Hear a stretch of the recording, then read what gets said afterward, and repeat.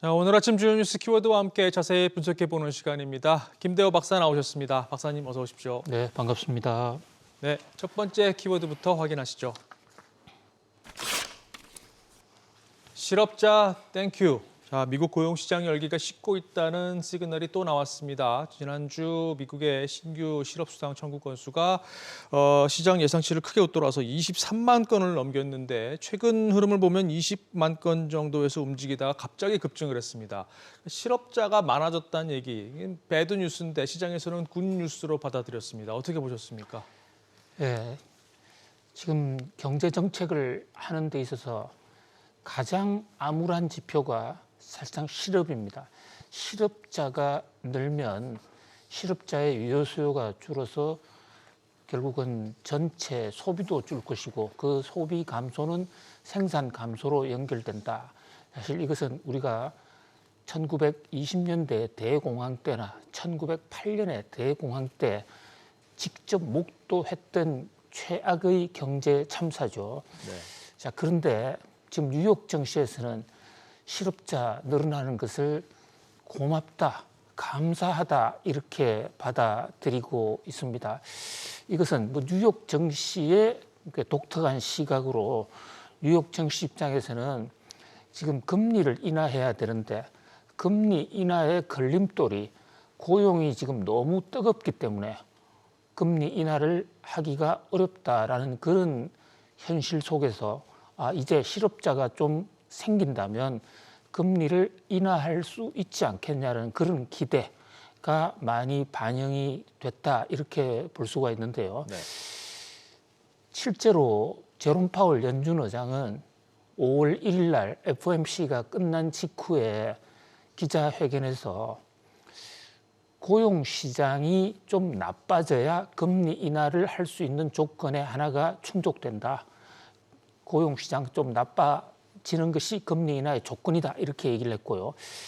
지금은 고용 목표에 다시 초점을 맞출 시기가 됐다. 이런 꽤 중요하다. 이런 발언을 했습니다. 그러니까 이 발언과 맞물려서 이번에 고용 지표가 조금 안 좋게 나왔기 때문에 제롬 파월 연준 의장이 금리 인하를 할 수도 있지 않느냐라는 그런 기대가 작용을 했는데요. 네. 자, 과연 이 뉴욕 증시의 이 판단이 옳을까? 우선 전체 그 실업자의 숫자 23만 명이라는 것은 평상시 수준 정상적인 상태의 한 25만 명을 보고 있는데요. 그게 비하면 뭐 여전히 좀 미달하는 겁니다. 네. 그래서 고용이 침체했다, 냉각됐다라는 표현은 뉴욕 증시에 기대가 많이 반영된 표현이고요. 여전히 미국의 고용 시장은 아직도 적정 수준보다도는 조금 더 높다. 다만 최근 한 8개월 동안 이 실업자 청구자 숫자가 21만 명 선에서 계속 머물렀었는데 그때보다도 약 한 2만 명 정도 늘어난 게 아니냐. 그렇다면 이게 이제 좀 더 늘어날 수 있다. 그러면 연준도 입장 스탠스를 바꿀 수 있다라는 이런 기대가 많이 작용을 했다. 이렇게 볼 수 있습니다. 지금 뉴욕 증시에서는 전반적으로 유동성이 굉장히 풍부한 상태에서 어떻게 하면 좀 주가 상승될 모멘텀을 얻을 것인가 하는 그런 기대가 상당히 높은 상황에서 조금이라도 좀 유리한 소식이 있으면 증권시장이 달아오르는 그런 모습을 보이고 있는데 네. 밤사이 상황도 바로 그랬다라고 볼 수가 있습니다. 그런데 이 제롬 파월 연준 의장이 얘기하는 고용 지표, 고용 상황을 보고 금리 인하를 결정하겠다 했을 때 사실 신규 실업수당 지수는 뭐 가장 메인 고용 지표는 아닙니다. 가장 중요한 것은 사실 실업률인데 이 지금 실업률이 아직도 4% 아래에 떨어져 있거든요. 네. 이 실업률이 한 4.2% 정도가 되어야 그것이 적정 수준이다. 이게 미국 경제학계의 공통된 의견입니다. 그런데 이게 조금씩 올라가서 4.2 정도에 이르는 때가 과연 언제냐? 그것이 미국의 금리 인하 시점으로 볼 수가 있습니다. 네. 실업자 숫자와 관련해서는요. 자, 이제 실업자 수가 23만 명에서 좀 더 늘어나느냐? 요 대목이 관전 포인트고 요게 매주 통계가 나옵니다. 그런데 그보다도 더 실업 통계 중에서도 실업 보험을 청구했는데 일주일 만에 다시 직장을 얻어서 돌아가는 이런 경우도 많거든요. 그래서 계속 실업 보험을 받는 사람의 숫자, 이 숫자가 몇만 명이냐라는 대목도 앞으로 좀 챙겨볼 필요가 있을 것으로 보입니다. 그렇군요. 아무튼 이 경제 상황이 지금 이 연준 내에서도 일부 매파들은 지금 금리를 내릴 때가 아니다라고 네. 주장하는가 하면 또 일부 비둘기파는 금리를 내려야 된다라고 서로 엇갈린 발언인데요. 존 데일리 샌프란시스코 연준 의장은 상당한 비둘기파였는데 그 비둘기파도 물가에 대한 더 물가가 잡히고 있다는 확실한 신호가 있어야만 금리 인하를 할 수 있다. 이래서 이 비둘기의 배신이다. 뭐 이런 얘기까지도 나오고 있습니다. 그만큼 연준 위원들 간에 지금 판단과 진단이 엇갈리고 있다. 네. 이렇게 볼 수 있겠습니다. 그렇군요. 그러니까 인플레 지표 또 고용 지표를 동시에 다 봐야 되는 좀 고민스러운 상황인 건 맞는 것 같습니다. 자, 계속해서 다음 뉴스 키워드 보시죠. 소뱅의 배신, 소뱅, 소프트뱅크를 얘기하는데요. 지금 라인야후, 일본 라인야후가 네이버 지우기를 본격화하는 모습인데 관련 소식이 계속해서 나오고 있습니다. 어제는 소프트뱅크가 네이버하고 지분 조정을 논의하고 있다 이렇게 확인을 했습니다. 결국 이렇게 되는군요. 예, 우리 속담에 불감청 고소원이라는 말이 있습니다. 내가 감히 청하지는 않았지만 속으로 정말 바라던 바다, 뭐 이런 것을 나타내는 상징적인 고사성어인데요. 네. 지금 손정희 회장이 이끌고 있는 소프트뱅크라는 회사가 있습니다. 이 소프트뱅크가 라인야후를 사실상 통합하자고 제안을 했고 실제로 네이버하고 통합을 해서 지금 50대 50 경영을 하고 있는데요. 일본 정부가 네이버 축출하려고 하니까 아주 불감청 고소원, 내가 감히 청하지는 않았지만은 정말 잘된 일이다라고 반기는 이런 모습이거든요. 자, 우리가 선의 동맹, 네이버와 소프트뱅크를 동맹이라고 그랬습니다. 동맹, 친구의 가장 핵심은 살아도 같이 살고 죽어도 같이 죽는다. 이게 이 동맹서약 친구의 기본 자세 아니겠습니까? 그렇죠. 그런데 일본 정부가 야, 이거 네이버가 클라우드 관리를 잘못해서 해킹 사건이 일어났으니까 네이버를 이번 기회에 축출해버리자라고 했을 때 동맹을 맺자고 했던 손정희 회장의 소프트뱅크가 우리가 잘할 수 있습니다. 정부는 좀 빠지세요.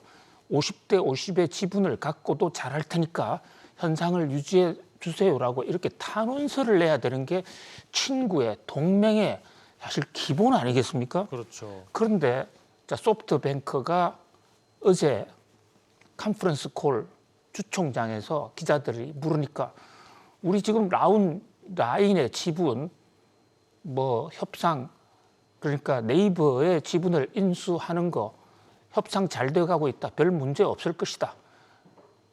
아무런 어떤 비판적 시각은 없고 오히려 잘 됐다는 듯한 그런 모습을 보이고 있는데요. 네. 바로 이것이 소프트뱅크의 속내가 아니었나 참 안타깝습니다.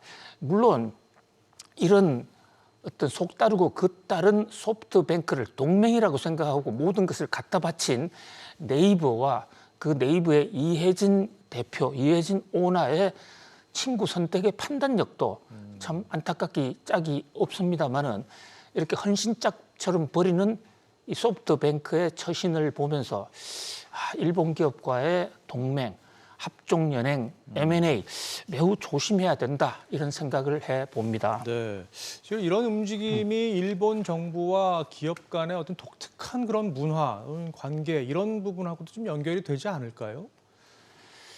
그렇습니다. 뭐 일본의 현재 지금 전 세계적으로 자국에 들어와 있는 기업을 이런 식으로 쫓아내는 전례가 없습니다. 미국의 경우를 보면요, 틱톡의 지분을 팔아라라고 하고 있는데 이것은 국회에서 정식으로 통과된 법으로 입법화했고 대통령이 서명을 했습니다. 그에 대해서 틱톡은 헌법 소원 절차를 또 법원에서 벌이고 있는 법정에서 정식으로 다투고 있는데요. 더더군다나 그 법의 근거는 적성국이기 때문에 안보를 빼갈 수 있다는 이런 우려거든요. 그런데 우리는 지금 한일 동맹, 우리가 일본은 누구보다도 가까운 동맹이다. 특히 윤석열 정부 이후에 우리가 얼마나 많은 것을 양보했습니까? 그런 동맹을 하기 위해서 쫓아낼 명분도 없을 뿐만 아니라 이번에 일본이 나가라고 하는 것은 법도 아니고 총무성의 행정지침입니다. 행정지침은 시행령에도 없는 그냥 생각나는 대로 종이에 메모에 찌끄린 것에 불과하거든요. 그렇기 때문에 이것은 일본은 요구한 적도 없다. 일본 정부는 네이버 팔고 나가라고 한 적도 없다라고 이렇게 주장하고 있기 때문에 그것을 상대로 소송할 대상도 없는 겁니다. 그러네요. 정말 속다르고 겉다른 그런 혼내와 닷대마애가 겉다르고 속다른 일본의 한 단면을 적나라하게 보여주고 있다. 이렇게 판단할 수 있을 것 같습니다. 그렇군요. 자, 다음 뉴스 키워드로 넘어가시죠. AI 신약. 어제 구글의 딥마인드가 새로운 AI 모델을 공개를 했는데 이게 단백질 구조를 파악하고 또 예측하는 이런 모델입니다. 그런데 어제 허서비스 CEO가 이 AI가 설계한 신약이 수년 안에 인체에 투여되는 상황이 이제 올 수 있다. 이렇게 얘기를 했습니다. 참 무섭게 발전하고 있는 것 같아요. 예, 구글 딥마인드 하면 알파고로 유명한 곳입니다. 사실 오늘의 인공지능 바람을 일으켰던 곳이죠. 우리가 수년 전에 서울에 와서 그 알파고가 한국의 그 기사와 프로 바둑 대국을 하고 한국의 프로를 이겼을 때만 하더라도 뭐 한 번 정도 이길 수 있지. 인공지능의 실수 뭐 이런 얘기까지도 했습니다만 그로부터 결국은 지금 생성형 AI가 왔습니다. 그런데 구글은 사실상 알파고를 먼저 개발해 놓고도 기업 모델에서는 실패해서 지금 마이크로소프트로부터 역추격을 당해서 회사 경영이 상당히 지금 난관에 빠져 있는 상황입니다. 근데 이를 돌파할 수 있는 수단의 하나로서 지금 AI 신약 모델을 개발했다. 자, 이 대목은 엄청난 시너지를 가져올 수 있는 매우 주목되는 상황입니다. 네. 자, AI도 혁신의 아이콘인데 바이오 역시 그렇거든요. 지금 우리가 코로나19 때 코로나 백신 하나가 그 나라의 국가 경제 판도를 바꾸는 그런 어떤 엄청난 위력을 보여주지 않았습니까? 그렇죠. 근데 이 신약을 만들 때 있어서요. 가장 중요한 게 임상 실험인데 임상 실험을 그 경우의 수 계산을 매개 변수를 가지고 가장 잘 해낼 수 있는 것이 바로 AI거든요. 그래서 신약 개발 속도가 1000분의 1, 2000분의 1로 짧아질 수 있고 그 정확도는 1000배, 2000배가 높아질 수 있다. 이게 지금 구글이 만든 알파폴드 3라는 인공지능 신약의 AI거든요. 네. 자, 이게 또 한 번 세상을 바꿀 변수가 될 수 있을 것 같은데요. 우리 기업들도 우리 AI뿐만 아니라 우리 바이오 기업들도 좀 분발과 어떤 관심이 그런 촉구되는 그런 상황이다 볼 수 있겠습니다. 맞습니다. 자, 다음 뉴스 키워드 보시죠. 알리바바 마술. 이런 가운데 알리바바도 새로운 AI 모델을 선보였습니다. 이걸 공개하면서 오픈 AI의 챗 GPT-4를 능가한다라고 주장을 했는데요. 물론 검증은 안 됐습니다만 중국의 AI 기술도 무시 못할 상황인 것 같습니다. 그렇습니다. AI가 이제 국가 대항전으로 본격적으로 치고받는 그런 양상입니다. 네. 알리바바 뭐 요즘 알리바바 창업주 마윈도 사라진 상태고 회사가 아주 어디로 가느냐라는 이런 의혹까지 나오고 있는 상황이지만 이 알리바바에서 이번에 퉁이 치웬웬이라는 2.5 버전을 내놨는데요. 네. 이게 지금 가장 앞서 있다는 오픈 AI의 챗 GPT-4를 따라잡았다 이렇게 선언을 했습니다. 물론 뭐 중국 사람들의 좀 과장 이걸 감안할 때 과연 따라잡았는지는 우리가 정확하게 알기는 어렵습니다만은 어쨌든 이래 자신 있게 선언하는 거 그만큼 중국 AI도 상당히 빠른 속도로 발전하고 있다. 네. 특히 중국이 지금 바이두 같은 데서도 지금 이미 생성형 GPT가 생성형 AI가 미국 수준으로 올라왔다 평가를 받고 있거든요. 잘 아시는 대로 우리 삼성 갤럭시 AI를 장착했다고 그러는데 중국에서는 바이두 AI를 쓰고 있습니다. 우리나라 거 못 쓰고 있습니다. 네. 한국 업체의 분발이 촉구되는 그런 상황입니다. 그렇군요. 자, 오늘 마지막 뉴스 키워드 확인하시겠습니다. 시진핑 갈라치기, 중국 얘기 하나 더 해볼까요? 시진핑 중국 국가주석이 유럽 순방을 하고 있는데요. 프랑스에 이어서 세르비아, 또 헝가리, 약간 친중 성향을 보이는 나라들을 방문을 하는데 유럽의 균열을 부채질하고 있다는 분석이 나왔습니다. 이건 어떻게 봐야 될까요? 한마디로 시진핑의 유럽 갈라치기로 보여지는데요. 유럽은 비교적 뭐 중국의 우호적인 나라도 많고 그렇지만 기본적으로는 미국과 동맹 관계에 있습니다. 그런데 그 유럽의 미유럽 동맹을 갈라치기 하기 위해서 가장 약한 고리를 지금 집중 방문하고 있는데요. 네. 세르비아, 헝가리입니다. 이것을 월스트리트저널은 유럽의 배신자 국가다라고까지 얘기를 하는데요.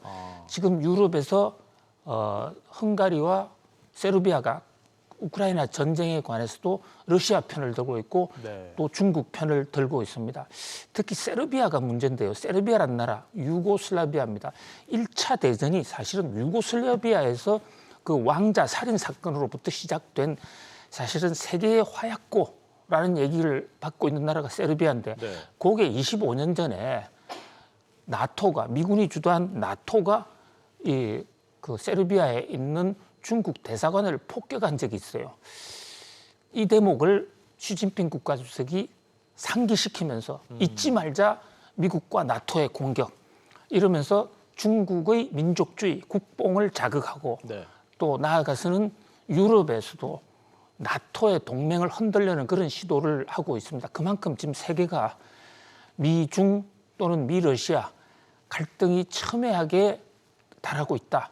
자, 그런 면에서 우리 외교도 뭐 솔로몬 이상의 지혜를 발휘해야 되는 그런 엄중한 순간이다. 네. 그런 어떤 말씀을 드리고 싶습니다. 네, 잘 지켜봐야 되겠군요. 자, 오늘 짚어본 뉴스 키워드 다시 한번 보실까요? 실업자 땡큐, 소백의 배신, AI 신약, 알리바바 마술, 그리고 시진핑 갈라치기까지 짚어봤습니다. 박사님 오늘도 잘 들었습니다. 말씀 고맙습니다. 감사합니다.